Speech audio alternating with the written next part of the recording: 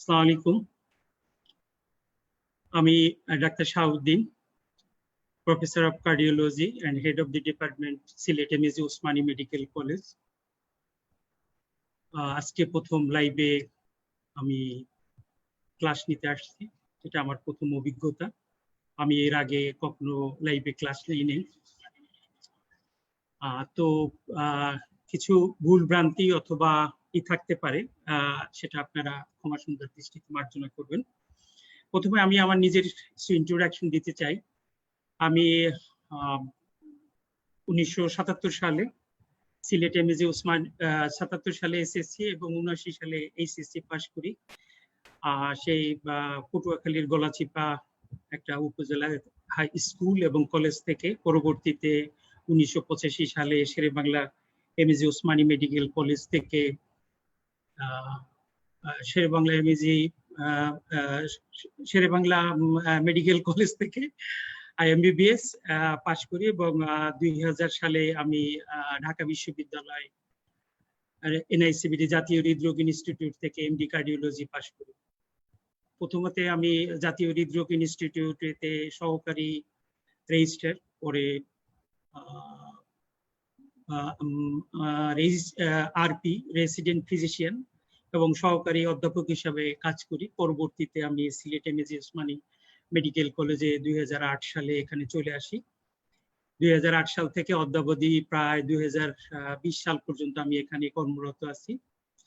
তো আজকে এই করোনা সিচুয়েশনে আমরা যখন সবাই মোটামুটি ভাবে ঘর বন্দি, আমরা যখন কোনো ক্লাস অথবা অন্য কোনো কিছুর মধ্যে নাই, তখন আমাদের একটা বিকল্প প্রচেষ্টা যে আমরা আমাদের একাডেমিক অ্যাক্টিভিটিস কিভাবে চালু রাখতে পারি। এর আগে আমি শুধুমাত্র ওসমানী মেডিকেল কলেজ এবং পার্কভিউ মেডিকেল কলেজে আমি আমার ক্লাস নিতাম।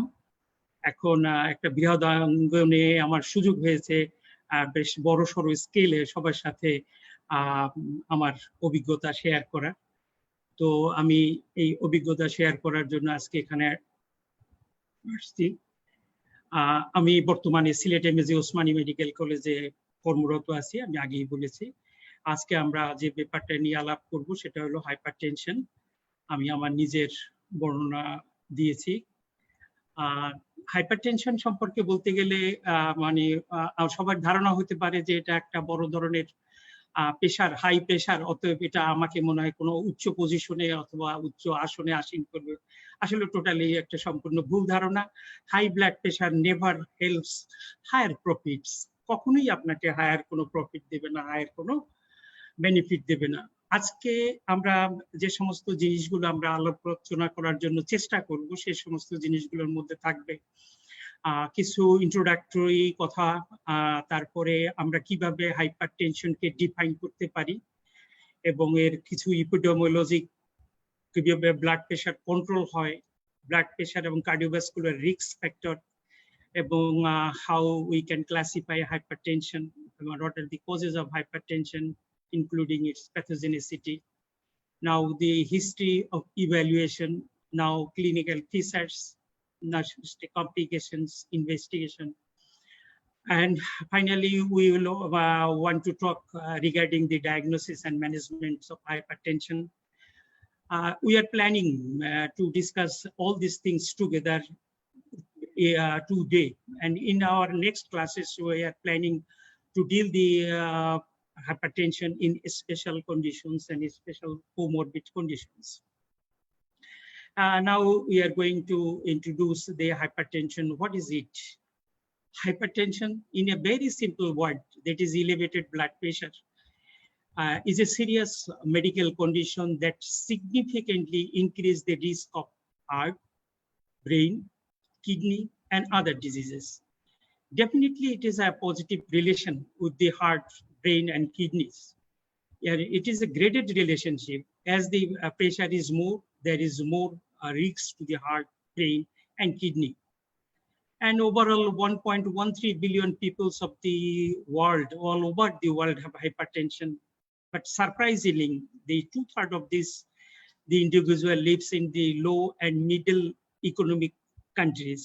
আমাদের একটা ধারণা হতে পারে যে হাই প্রেশার এটা মনে হয় উচ্চবিত্তের অসুখ, কিন্তু WHO 2019 সালের সেপ্টেম্বর মাসে এটা কনক্লুড করছে যে না, হাই প্রেশার শুধুমাত্র বা মানে উচ্চবিত্তরই না, বরং উচ্চবিত্তের ভিতরে শুধুমাত্র 1/3 পিপলদের এই হাইপারটেনশন পাওয়া যায়, 2/3 আসতেছে লো এবং মিডল ইকোনমিক কান্ট্রিজ থেকে। অতএব আমাদের একটা ধারণা এটা চেঞ্জ হওয়ার একটা সুযোগ আসছে যে এটা হাইপারটেনশন শুধুমাত্র বড় লোকের অসুখ না।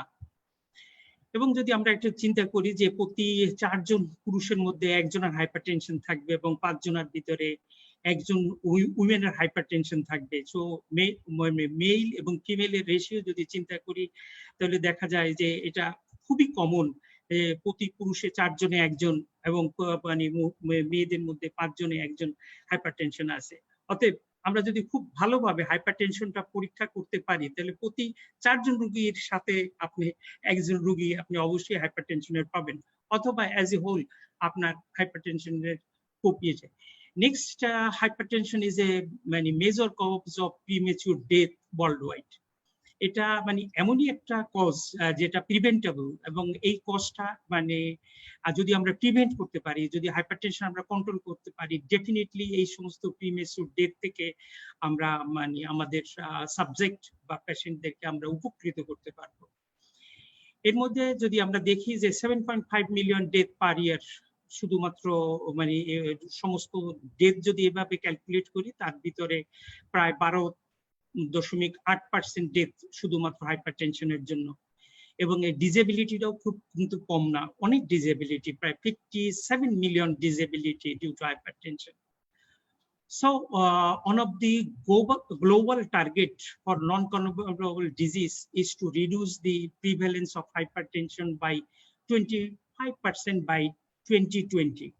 WHO একটা নতুন একটা টার্গেট ঠিক করে দিয়েছিল। এই করোনার আগে WHO বা সমস্ত বিশ্ব মনে করতো যে কমিউনিকেবল ডিজিজের আর কোনো প্রাদুর্ভাব দেশের ভিতরে নাই, অতএব নন কমিউনিকেবল ডিজিজ যেগুলো আছে সেগুলোর আমাদের কন্ট্রোল করতে হবে বেশি। সেজন্য তারা হাইপারটেনশন, হৃদরোগ সহ এবং ডায়াবেটিস সহ অন্যান্য রোগের দিকে খুব নজর দিয়েছিল, এবং তারই ধারাবাহিকতা তার পারিপার্শ্বিকতা 2025 সালের ভিতরে এইটা হাইপারটেনশনের মানে গ্লোবাল মানে প্রিভ্যালেন্স 25% রিডাকশন করার জন্য একটা টার্গেট বা প্ল্যান নিয়েছিল, যেটা সেপ্টেম্বর 13 2019-এ।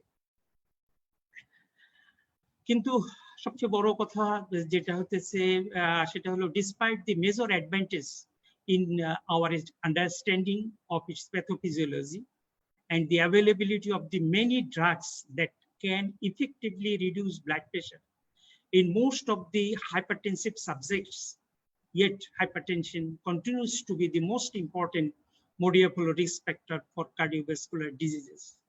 যদিও আমরা এর প্যাথোফিজিওলজি জানি, অনেক ঔষধই আছে যে ঔষধগুলো মানে প্রয়োগ করলে ব্লাড প্রেশার ইফেক্টিভলি কমে, তারপরও হাইপারটেনশন এখনো সবচেয়ে মানে প্রধান একটা মডিফায়াবল রিস্ক ফ্যাক্টর রয়ে গেছে, যেটা কার্ডিওভাস্কুলার ডিজিজের জন্য। So we have to create a great awareness, that is we have to need for increased awareness for diagnosis and management of hypertension. Why physicians are worried? আমাদের কি অসুবিধা হাইপারটেনশন নিয়ে? কারণ hypertension is the most prevalent chronic condition in the world and the most common one reason for office visit to the physician. ফিজিশিয়ানদের কাছে world wide যে prevalence আছে তাতে যত রোগী আসে তার চেয়ে হাইপারটেনশন এবং তার জটিলতার জন্য রোগী সবচেয়ে বেশি আসে। অতএব হাইপারটেনশন সম্পর্কে সবার একটা ভালো ধারণা রাখতে হবে, হাইপারটেনশনটা যাতে ভালোভাবে আমরা চিকিৎসা দিতে পারি। It accounts for the most drug prescription. ঔষধ যত কিছু লেখেন তার সবকিছু ঔষধই এই হাইপারটেনশনের জন্য আপনি প্রয়োগ করতে পারবেন। কারণ আমরা যখন হাইপারটেনশনের ম্যানেজমেন্টে যাব দেখবেন যে মানে একটা ঔষধে হাইপারটেনশন কখনোই কন্ট্রোল হচ্ছে না, মানে একাধিক ঔষধ মানে প্রেসক্রিপশন করা লাগতেছে, এবং কোনো ক্ষেত্রে মাল্টিপল ড্রাগ দেওয়ার পরও আসলে হাইপারটেনশনটা কন্ট্রোল হয় না। Fewer than 1 in 5 people with hypertension have the problem in blood pressure control. এবং এত সব করা সত্ত্বেও যে প্রায় 20%-এর মতো লোকজনের ব্লাড প্রেশার কোনোভাবেই আপনি কন্ট্রোল করতে পারবেন না। অতএব ফিজিশিয়ানরা আমরা এই সমস্ত দিকগুলো আমরা ওয়ারিড। যদি আমরা বলছি আগে থেকেই যে আমরা হাইপারটেনশন একটা মানে মেজর রিস্ক ফ্যাক্টর বিভিন্ন ইস্যুর ভিতরে, এর মধ্যে হলো সবচেয়ে বেশি ইম্পর্টেন্ট হলো মানে hypertension with heart disease, left ventricular failure, left ventricular hypertrophy এবং coronary heart disease. And in another reason, it may cause a stroke or transient ischemic attack. A stroke is the third most common cause for death from hypertension after coronary heart disease and cancer. তার মানে হচ্ছে cancer এবং heart ডিজিজের পরে মানে 3 নম্বর কারণ যে কারণে লোকজন মারা যায় সেটা হলো স্ট্রোক। তো হাইপারটেনশন একদিকে স্ট্রোক তৈরি করতে পারে, একদিকে হার্টের অসুখ তৈরি করতে পারে, রেনাল ফেইলিওর তৈরি করতে পারে, পেরিফেরাল ভাস্কুলার ডিজিজ এবং রেটিনোপ্যাথি। সো শরীরের যত বড় বড় অর্গানগুলো আছে সবগুলো অর্গানকেই সে এফেক্ট করতে পারে। হাইপারটেনশন মানে সরাসরি ভাবে মানে এই সমস্ত অর্গানগুলোকে এফেক্ট করতে পারে দুই ভাবে। একটা, সে ডাইরেক্ট তার হাই ব্লাড প্রেশারের জন্য তার স্ট্রাকচারাল এবং ফাংশনাল যে অর্গান বা স্ট্রাকচার আছে সেখানে চার পরিবর্তন ঘটায়। দুই হলো ইনডাইরেক্টলি সে যে অ্যাথেরোস্ক্লেরোটিক যে প্রসেস আছে, অ্যাথেরোস্ক্লেরোটিক প্রসেসকে সে এক্সিলারেটেড করে সে এই সমস্ত গুলো কাণ্ড ঘটায়। সো অ্যাথেরোস্ক্লেরোটিক প্রসেস যখনই স্টিমুলেট করবে, শুধুমাত্র হাইপারটেনশন একা না, হাইপারটেনশনের সাথে আরো অনেকগুলো ফ্যাক্টরের সাথে যোগ হয়, যেমন high cholesterol, genetic factor, diabetes এবং পারিপার্শ্বিক অবস্থা, physical inactivity, less intake of fruits and vegetables, obese persons. তো এই সমস্ত জিনিসগুলো যখন সন্নিবেশিত হয়, একত্রিত হয়, তখন অ্যাথেরোস্ক্লেরোটিক প্রসেসটা আরো বেশি ত্বরান্বিত হয়। তো হাইপারটেনশন, অ্যাথেরোস্ক্লেরোসিস সবগুলো মিলিয়ে এই ধরনের কমপ্লিকেশন তৈরি করে। তো যেহেতু হাইপারটেনশন আমরা জানেন যে হাইপারটেনশন একটা মানে কিউরেবল ডিজিজ না, এটা তাহলে আমরা কেন চিকিৎসা করব, কেন এত কিছু জানবো? কারণ একটাই, কারণ হাইপারটেনশনকে যদি আমরা কন্ট্রোলে রাখতে পারি তাহলে এই ধরনের রোগগুলো যেমন হৃদরোগ এবং stroke, retinopathy, peripheral vascular disease এবং রেনাল ডিজিজ এগুলো হওয়ার প্রবণতা থেকে আমরা নিজেদের রক্ষা করতে পারবো, আমাদের রোগীদের রক্ষা করতে পারবো। এটা প্রমাণিত যে হাইপারটেনশন চিকিৎসায় স্ট্রোক এবং হৃদরোগ এবং আদার রোগগুলো মানে 20 থেকে 30% মতো মানে কম। সুতরাং হাইপারটেনশনের চিকিৎসা করা জরুরি এবং যৌক্তিক। আমরা এপিডেমিওলজি আগেও মানে পড়েছি যে আমরা 2007 সালে দেখছি যে এটা 1.3 বিলিয়ন পিপলস এর আছে এবং মানে মেন 25% এবং উইমেনের 20% এর মতো আছে।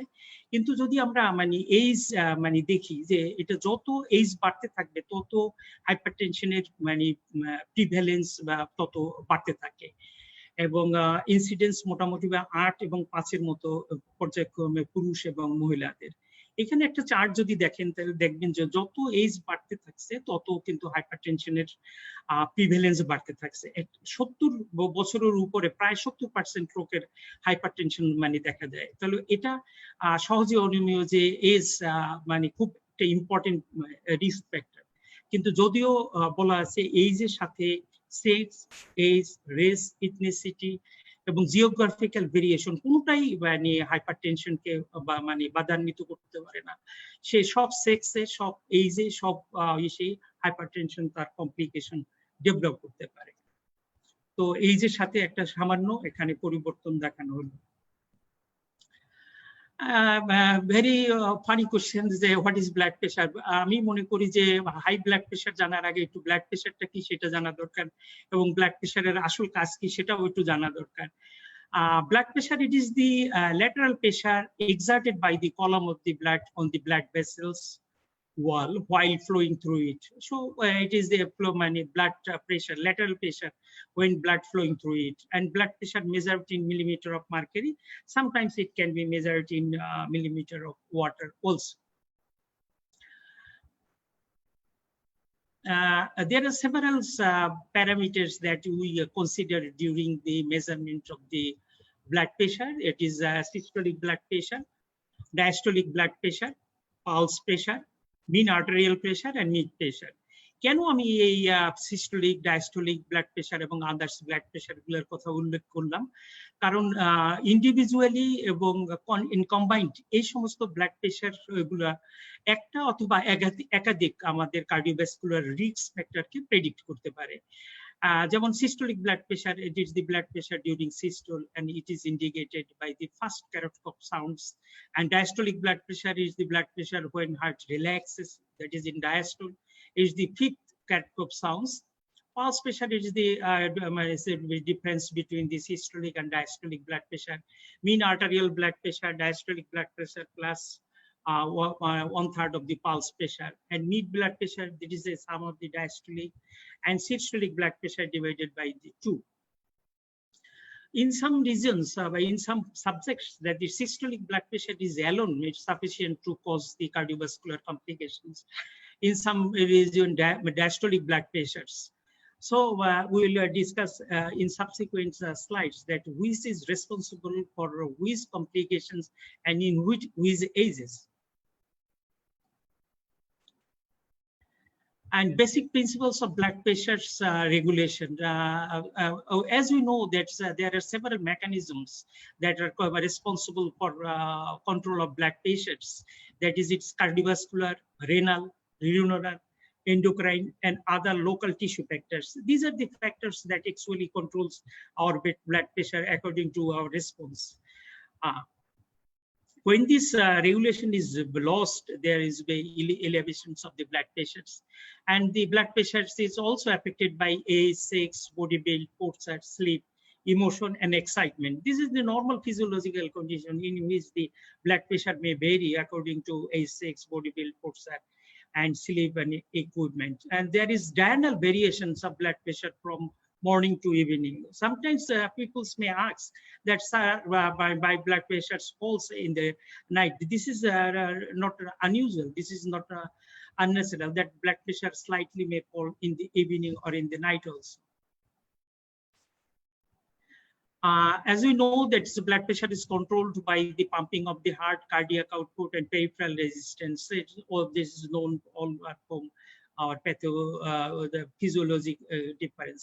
There's the baroreceptors and the blood pressures and brain stints. That is the complicated mechanism in which the blood pressure is maintained by blood pressure, heart rate, strokes, and the vessel diameters. Now the most important things is the definition of hypertension, and when we can define its hypertension. There is a very much argument that when we call this level to a hypertension, it's definitely a level that we must define. That's the hypertension. তার মানে হচ্ছে আমরা hypertension কখন মানে বাংলায় যদি আমি একটু বলি যে হাইপারটেনশন আমরা কখন ডিফাইন করব বা আমরা হাইপারটেনশন কখন বলবো, এটা নিয়ে বড় ধরনের ডিবেট আছে, চোখে মানে কত ধরনের লেভেলে আছে। তারপরও যদি একটা লেভেল দেখি, কারণ হচ্ছে যে relationship between the blood pressure and the cardiovascular renal events is continuous, making this distinction between normotensive and hypertensive based on the cutoff value somewhat arbitrary. এই যে নর্মোটেনসিভ এবং হাইপারটেনসিভ এর যে ডিফারেন্স, এটা খুবই আরবিট্রারি, খুবই কাট অফ ভ্যালু। একদম কোনো কাট অফ ভ্যালু এখন পর্যন্ত বের করা সম্ভব হয় নাই যে এর নিচে যদি ব্লাড প্রেশার থাকে তাহলে আর কোনো ধরনের কার্ডিওভাস্কুলার রিস্ক হওয়ার সম্ভাবনা থাকবে না। কোন ধরনের ট্রায়ালে ডেভিডসন থেকে আমি একটা উদ্ধৃতি করতে চাই যে 508 নম্বর পেজে আছে, there is no specific cut off value above which there is a risk of cardiovascular risk increases suddenly, and there is no evidence of blood pressure threshold that is mortality increases progressively throughout the range of blood pressure. But epidemiological association between the blood pressure and the cardiovascular risk extends from very low level of blood pressure, as because at systolic blood pressure 115 millimeter of mercury and diastolic blood pressure 75 millimeter of mercury.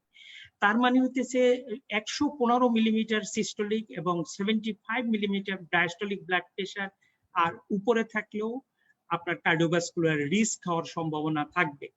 এটা মানে হাস্ট এবং ESC 2018 এর guidelines এখান থেকে স্পষ্টভাবে তারা এটা উল্লেখ করছে। তাহলে আমরা মানে যদি লেভেল করতে চাই, কোন লেভেলকে আমরা ব্লাড প্রেশার হিসেবে লেভেল করব, আমাদের এই সমস্ত ইপিডেমিওলজিক্যাল লেভেল থেকে মানে এটা লেভেল করা খুব কঠিন। ডেভিডসন কি বলতেছে, the diagnosis of hypertension is therefore made when the systolic and diastolic volume rises above a specific threshold that corresponds to the level of blood pressure at which the risk of cardiovascular complication and benefits of treatment outweighs the treatment cost. তার মানে হচ্ছে এমন একটা level যে লেভেলে চিকিৎসা করলে treatment কস্টের চেয়ে তার বেনিফিট বেশি হবে এবং কমপ্লিকেশন কম হবে। এই যে লেভেলটা, এই লেভেলটার কি আমরা হাইপারটেনশনের লেভেল হিসেবে ধরবো। যদি ইএসসি 2018 এর আমরা মানে গাইডলাইন আমরা দেখি, তাহলে সেখানে বলতেছে hypertension is defined as the level of blood pressure at which the benefits of treatment unequivocally outweighs the risk of treatment. তাহলে সোজাভাবে যে রিস্ক অফ ট্রিটমেন্ট মানে কমপ্লিকেশনস এবং রিস্ক বেনিফিট রেশিও যেখানটায় থাকবে সেখানটাই। So in a simple words, most of the guidelines agree that the systolic value equal to or more than 140 millimeter and the diastolic blood pressure is equal to more than 90 millimeter of mercury. এই ভ্যালুর যদি উপরে থাকে, most of the guideline এভাবে agri করছে যে এটাকে আমরা হাইপারটেনশন হিসাবে লেভেল করব। যদিও ব্যতিক্রম যে আমেরিকান কলেজ অফ কার্ডিওলজি এবং American college of American heart association তারা 130 এবং 80 মিলিমিটার অফ মার্কারি বা তার উপরে যদি ব্লাড প্রেশার থাকে তাকে হাইপারটেনশন হিসাবে ডিক্লেয়ার করছে। আমেরিকান কলেজ অফ কার্ডিওলজি এবং আমেরিকান হার্ট অ্যাসোসিয়েশনের এই ডিক্লারেশনের পিছনে স্প্রিং ট্রায়াল তাদের দায়ী। স্প্রিং ট্রায়ালে তারা দেখছে যে নন ডায়াবেটিক যে সমস্ত পেশেন্ট আছে সে সমস্ত পেশেন্টের যদি পেশেন্ট বলা ঠিক হবে না, নন ডায়াবেটিক সাবজেক্টের যদি ব্লাড প্রেশার যদি কমানো হয়, যত ব্লাড প্রেশার কমানো যায় ততই ব্লাড প্রেশার ভালো। সেই জন্য তারা 110-15 পর্যন্ত তারা ব্লাড প্রেশার কমিয়ে দেখছে যে সিস্টোলিক এবং ডায়াস্টোলিক ব্লাড প্রেশার 75 এর নিচে পর্যন্ত কমিয়ে দেখছে যে এই পর্যন্ত যদি কমানো যায় তাহলে কার্ডিওভাস্কুলার রিস্ক হওয়ার সম্ভাবনা কম থাকে। এর পরিপ্রেক্ষিতে আমেরিকান কলেজ অফ কার্ডিওলজি এবং আমেরিকান হার্ট অ্যাসোসিয়েশন তারা 130/80 কে বা তার উপরের লেভেলকে হাইপারটেনশন হিসেবে লেভেল করেছে।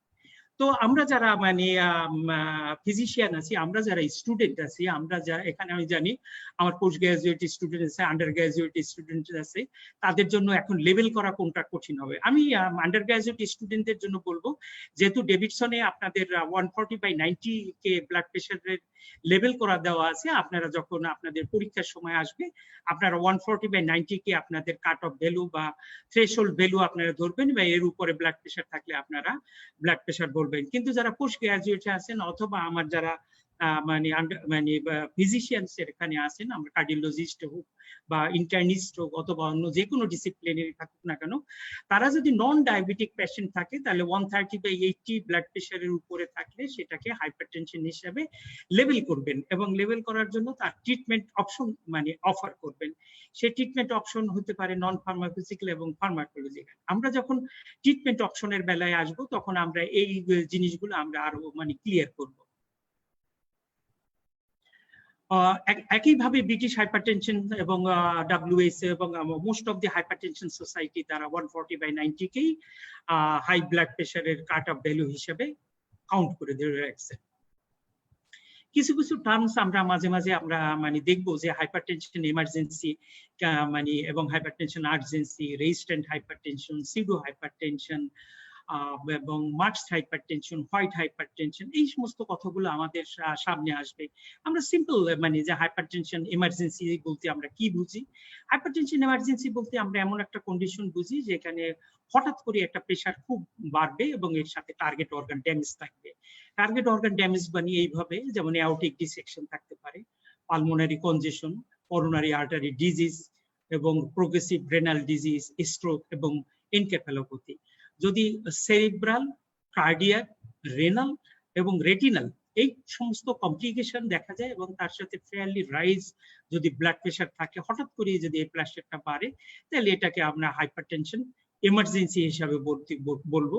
এবং হাইপারটেনশন এমার্জেন্সি বলবো এই জন্য যে ম্যাক্সিমাম ক্ষেত্রে এই সমস্ত হাইপারটেনশন এমার্জেন্সি গুলো আমাদের মানে ভর্তি হওয়া প্রয়োজন হয় এবং সিসিউ এবং আইসিইউ তে পেশেন্টকে রাখতে হয় এবং তার প্যারেন্টাল ড্রাগের রিভিউ। কিন্তু একটা মজার ব্যাপার হচ্ছে যে কোন ব্লাড প্রেসারে এই হাইপারটেনশন আর্জেন্সিটা হবে এটা কিন্তু আসলে নির্দিষ্ট বা নিরূপিত নয়। যে এই ব্লাড কিন্তু ম্যাক্সিমাম ক্ষেত্রে দেখা গেছে যে সিস্টোলিক ব্লাড প্রেসার 220 এবং ডায়াস্টোলিক ব্লাড প্রেসার 180 বা 120 বা তার উপরে যদি থাকে তাহলে হাইপারটেনশন এমার্জেন্সিটা ইউজুয়ালি ডেভেলপ করে। একইভাবে হাইপারটেনশন আর্জেন্সি এটা এক ধরনের মানে হাইপারটেনশন এমার্জেন্সির মতোই বলে, এক্ষেত্রে শুধুমাত্র ব্লাড প্রেশারটাই খুব রাইজ করবে, 180 বা 110 ডায়াস্টোলিক ব্লাড প্রেশারের হবে, কিন্তু এখানে ড্যামেজ থাকবে না, এটাকে আমরা হাইপারটেনশন আর্জেন্সি বলবো। এটা আর্জেন্সি বলছি এই জন্য যে এটা ম্যাক্সিমাম ক্ষেত্রে এটা ভর্তি হওয়ার প্রয়োজন হয় না, আউটডোর বেসিসে এটা চিকিৎসা দেওয়া সম্ভব এবং এক্ষেত্রে প্যারেন্টাল ড্রাগেরও প্রয়োজন হয় না, এটা ওরাল ড্রাগ দিয়ে এটা ট্রিটমেন্ট করা সম্ভব। আর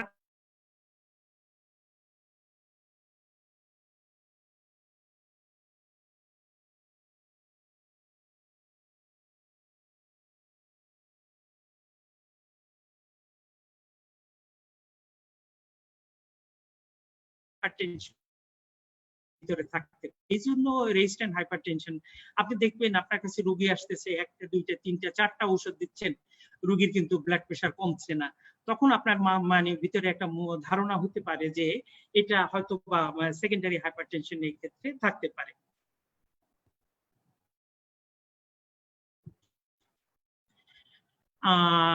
কোনো কোনো বইতে সিভিয়ার হাইপারটেনশন হিসাবে কিছু মানে কথা লেখা আছে, যদিও এখন আর সিভিয়ার হাইপারটেনশন এভাবে বলে না, গ্রেড অফ হাইপারটেনশন স্টেজ 2 এবং স্টেজ 3 হাইপারটেনশনই এখন বলে। তবু যেহেতু কোনো কোনো বইতে আমরা মানে দেখা মানে পাবেন, সেই জন্য সিভিয়ার হাইপারটেনশনটাকে বলতেছি যে ব্লাড প্রেশার 180 বাই 110 অথবা থেকে 220 বাই 130 পর্যন্ত থাকবে without any symptoms or a could target organ damage. তাহলে এটা মানে আর মানে যে এই প্রায় সমান হাইপারটেনশন আর্জেন্সির মতো, প্রায় মানে প্রায় একই রকম। ম্যালিগন্যান্ট হাইপারটেনশন এটা আগের বইতে মানে ভালোভাবে ছিল, এখনকার অনেক বই থেকে ম্যালিগন্যান্ট হাইপারটেনশন যেহেতু মানে হাইট অফ দি হাইপারটেনশনের ডেফিনিশন ক্লাসিফিকেশন যখন বলবো আমরা, তখন আমরা ম্যালিগন্যান্ট হাইপারটেনশনকে একদম টপে বলবো, সেই জন্য আমরা ম্যালিগন্যান্ট হাইপারটেনশন সম্পর্কে জানতে চাই। Malignant hypertension is defined as the presence of the elevated blood pressure in association with bilateral retinal hemorrhage and or exudates with or without papillary.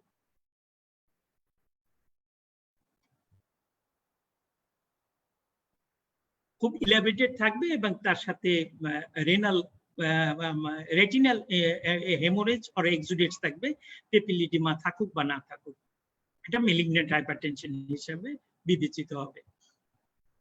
পোর্সারাল hypertension অনেক ক্ষেত্রে মানে এটা আমাদের ফিজিশিয়ানদের খুব একটা মাথা ব্যথার কারণ হয়ে দাঁড়ায়, যখন রোগী আমাদের কাছে আসে বলে যে স্যার কি ঔষধ দিচ্ছেন, দাঁড়ানোর সাথে সাথেই তো আমার প্রেশার কমে যায়, আমি পড়ে যাই, আমি অজ্ঞান হয়ে যাই, এরকম সেটা আমরা কি প্রেশার হিসাবে দেখবো, এটা পোর্সারাল হাইপারটেনশন, কোনো কোনো বইতে অর্থোস্ট্যাটিক হাইপারটেনশন হিসাবে ডিফাইন করা আছে।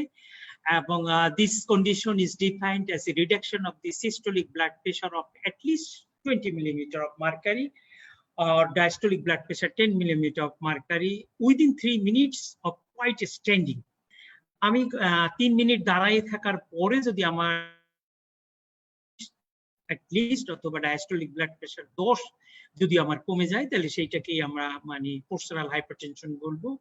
এর মূল কারণ অটোনমিক না মানে নার্ভাস সিস্টেমের ফেইলিওরের জন্য, অথবা এটা ডায়াবেটিক অথবা কিডনি কমপ্লিকেশনের জন্য, অথবা ডায়াবেটিক নেফ্রোপ্যাথির জন্য এটা এরকম হতে পারে।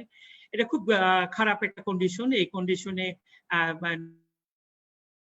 হলে পেশেন্টের হাইপারটেনশন হয়ে যায়, আবার যদি দাঁড়ায় যায় পেশেন্টের হাইপারটেনশন হয়ে যায়।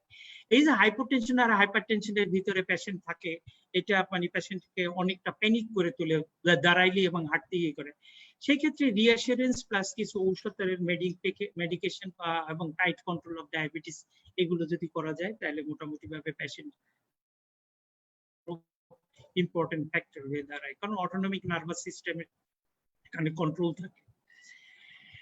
এখন blood pressure and cardiovascular risk সম্পর্কে আমরা একটু জানতে চাই। এটা 2017 এর গাইডলাইন্স, মানে আমেরিকান কলেজ অফ কার্ডিওলজির গাইডলাইন্স এবং 2018 এর ইএসসি গাইডলাইন্স এর দ্বারা তারা পরিষ্কারভাবে উল্লেখ করছে যে শুধুমাত্র ব্লাড প্রেশারের চিকিৎসা করলে হবে না, ব্লাড প্রেশারের সাথে তার কার্ডিওভাস্কুলার রিস্ক আছে সেটুকু আপনার মানে ডিটেক্ট করতে হবে। এবং যখন আমরা পেশেন্টের হিস্ট্রি বা ইভ্যালুয়েশন করব সেখানেও দেখবো যে আমরা বলতে চাই যে ব্লাড প্রেশারের শুধু হাইট অফ দি ব্লাড প্রেশারের সাথেই না, এবং তার সাথে কোনো রিস্ক ফ্যাক্টর আছে কিনা অথবা সেকেন্ডারি কোনো কজ আছে কিনা, টার্গেট অর্গান ড্যামেজ আছে কিনা আমরা দেখতে চাই। তো সেই প্ল্যানিং এর অনুসারে তারা এটাকে ম্যান্ডেটরি করে দিয়েছে, একদম ক্লাস 1 ইন্ডিকেশন করে দিয়েছে প্রেশারের সাথে কার্ডিওভাস্কুলার রিস্ক আছে কিনা এটা আপনার দেখতেই হবে। কারণ যদি আপনার একটা পেশেন্টের স্টেজ অন হাইপারটেনশন থাকে এবং তার কার্ডিওভাস্কুলার রিস্ক না থাকে, তাহলে সেই ক্ষেত্রে তাকে আমরা ড্রাগ ট্রিটমেন্ট না দিয়ে তাকে নন ফার্মাকোলজিক্যাল ম্যানেজমেন্টের মধ্যে রাখতে পারি। কিন্তু একটা পেশেন্টের মানে স্টেজ 2 হাইপারটেনশন আছে কিন্তু তার মাল্টিপল রিস্ক ফ্যাক্টর আছে, আর মডিফায়াবল মানে নন ফার্মাকোলজিক্যাল ম্যানেজমেন্টে রাখা সমীচীন হবে না, সেক্ষেত্রে তার ড্রাগ ট্রিটমেন্ট লাগবে। এমনকি স্টেজ 1-এও যদি কেউ থাকে এবং তার যদি কার্ডিওভাস্কুলার রিস্ক খুব বেশি থাকে, যে এসসিবি রিস্ক স্কোর 20 এর উপরে যদি থাকে, সেই ক্ষেত্রেও তাকে ড্রাগ ট্রিটমেন্টের আওতায় আনতে হবে। আমরা এই সমস্ত দিকগুলো যখন আমরা ড্রাগের মানে ট্রিটমেন্টের মডালিটিস আমরা বর্ণনা করব, তখন আমরা এই ট্রিটমেন্ট মডালিটি আমরা বর্ণনা করব। A direct positive relationship between the blood pressure and cardiovascular risk has been observed in men and women, all ages, races, ethnic group, countries, regardless either of the risk factor of CVD. বলছি যে একটা মানে blood প্রেশারের সাথে সমস্ত এজের, রেসের এবং সেক্সের এবং সমস্ত দেশের তার রিস্ক ফ্যাক্টর থাকুক বা না থাকুক, একটা গ্রেডেড একটা স্টেপার একটা রিলেশনশিপ আছে। যত ব্লাড প্রেশার বেশি তত তার কার্ডিওভাস্কুলার রিস্ক হওয়ার সম্ভাবনা বেশি। এবং একটা দেখা গেছে একটা মাল্টিপল মানে মিলিমিটার সিস্টোলিক ব্লাড প্রেশার এবং প্রতি 10 মিলিমিটার ডায়াস্টোলিক ব্লাড প্রেশার যদি বাড়ানো হয় বা কোনো যদি বাড়ানো থাকে, তাহলে সেটা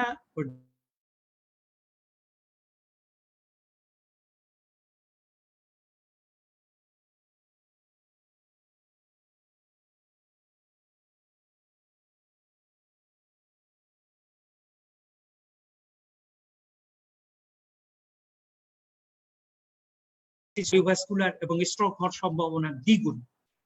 অতএব আমাদের ব্লাড প্রেশার টাইট কন্ট্রোলে রাখতে হবে এবং আমাদের থ্রেশহোল্ডের নিচে রাখতে হবে। আমরা পরবর্তীতে থ্রেশহোল্ড এবং নিয়ে আমরা আলাপ করব। তো কে কে আসলে এই কার্ডিওভাস্কুলার রিস্ক আসলে